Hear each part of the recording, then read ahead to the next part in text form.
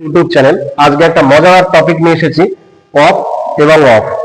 দুটোর মধ্যে স্টুডেন্টদের কনফিউশন হয়ে যায় যে আদৌ অফ এবং অফটা কোথায় বসাবো। আমরা খুব অল্প সময়ের মধ্যে একটু দেখে নিই যে অফ এবং অফ কোথায় বসে। প্রথমে চলে আসি অফটাকে নিয়ে, ওয়েব অফ। তো অধিকার বোঝাতে গেলে পজেশন বা ওনারশিপ যদি বোঝায় তাহলে কিন্তু অফ ব্যবহার করা হয়।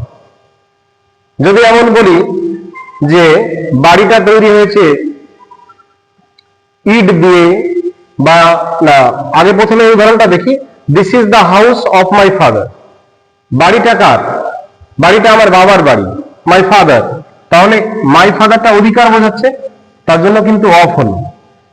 এখন যদি বলি the wings of the birds, the wings of the birds R colourful, তাহলে ডানাগুলো কার? পাখিটার। এই অর্থে ওনারশিপ বা পজেশন, মালিকানা বা অধিকার বোঝাতে আমরা অফ ব্যবহার করি। সেকেন্ড এক্সাম্পল কি আছে? পছন্দ।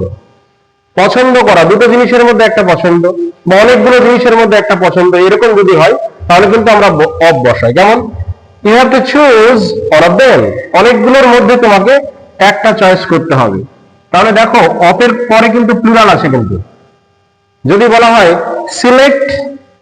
Select all of the interviewers for the post, অনেকজন ইন্টারভিউ দিতে গিয়েছে, তার মধ্যে একটাকে চয়েস করতে হবে, একজনকে চয়েস করতে হবে। তাহলে কি বলবো? Select one of the interviewers. তাহলে অফের পরে কিন্তু ইন্টারভিউয়ার্স বললাম, মানে প্লুরাল ব্যবহার করলাম। ফর দ্য পোস্ট, তাহলে পছন্দ করা বোঝাতেও কিন্তু আমরা অফ ব্যবহার করি। 3 নম্বর এক্সাম্পল কি আছে? কারণ। যদি বলি সে নিউমোনিয়াতে মারা গিয়েছে, হি ডাইড অফ নিউমোনিয়া, এখানে কি লেখা আছে? He died of cancer. ক্যান্সারের কারণে, কারণে বোঝাতে কিন্তু অফ ব্যবহার করা হয়। এই অর্থে আবার বিকজ অফও ব্যবহার করা যেতে পারে। যেমন she was late because of heavy traffic, তাহলে এই কারণে বোঝাতে তো অফ বসলোই, আবার বিকজ অফ এর পরেও কিন্তু অফ বসে, সেটাও কিন্তু কারণ বোঝায় যে he was late because of heavy traffic, রাস্তায় বিশাল যানজট থাকার জন্য সে কিন্তু লেট করে ফেলেছে। লাস্ট এক্সাম্পল কি আছে? 4 নম্বর, তৈরি। একটি আইটেম থেকে আরেকটা আইটেম তৈরি হয়েছে। আমরা বেশিরভাগ মেড শব্দটার সঙ্গে দেখি এবং অফটা দেখি। The table is made of would, টেবিলটি কি দিয়ে তৈরি হয়েছে?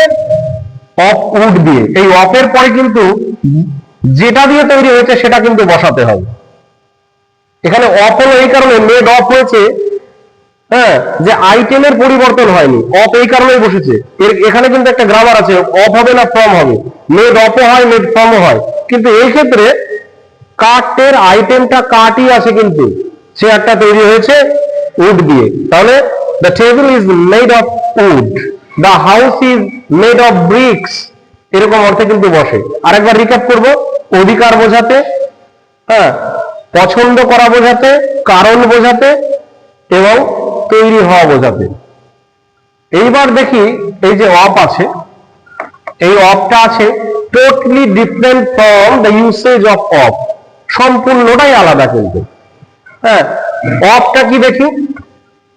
আলাদা অর্থে বুঝি, আলাদা, একটা জিনিস থেকে আরেকটা জিনিস আলাদা হয়ে যাওয়া। এক্সাম্পল কি আছে? Take off your shoes and enter, জুতো খোলো তারপরে প্রবেশ করো। Take off your shoes and enter, তাহলে আলাদা বোঝানো। এক জায়গা থেকে অন্য জায়গায়, এই অর্থ কিন্তু ব্যবহার করা যেতে পারে। The cat jumped off the table, ক্যাটটা এক জায়গা ছিল আর একটা জায়গায় আসলো। হিসাব মতো আমরা কি বুঝি? অন বা আপন বুঝি, গতি বোঝায়। কিন্তু এই ক্ষেত্রে কিন্তু অফের ব্যবহার কিন্তু হলো অন বা আপনের জায়গা থেকে। কিন্তু অনটা হলে তো টাচ, আপন হলে গতি বোঝায়। হিসাব মতন আপন হওয়া দরকার ছিল, কিন্তু জাম্পড অফ হলো কিন্তু এখানে। 3 নম্বর নাম কি আছে? গাড়ি থেকে নামা। যদি বলি যে গাড়ি থেকে নামো, গাড়ি থেকে নামো, গেট অফ দ্য কার, গাড়ি থেকে নামো। যদি বলি যে গাড়ি থেকে, সে ট্রেন থেকে নামছে, তাহলে কি বলি? Is getting of the train, he is getting, এই ক্ষেত্রে কিন্তু অফ হবে। কিন্তু is getting of the train, say train থেকে নামছে। গেট অফ খুব বেশি ব্যবহার হয় কিন্তু। আবার ও ডাবল এফ অফটা ছুটি অর্থে ব্যবহার করা হয় কিন্তু।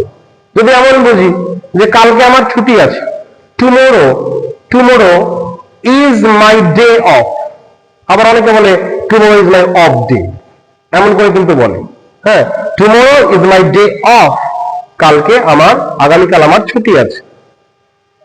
মজার ব্যাপার হচ্ছে অফের সঙ্গে কিন্তু টু বোঝাতে পারে, অফের সঙ্গে টু বোঝাতে পারে, আবার কিন্তু মানেটাও আলাদা হয়, সেটা কন্টিনিউয়াস টেন্সে হয়। কিন্তু যদি বলি যে I am off to the market, I am off to the market, এটার মানে কিন্তু এরকম হয় যে আমি বাজারে যাচ্ছি।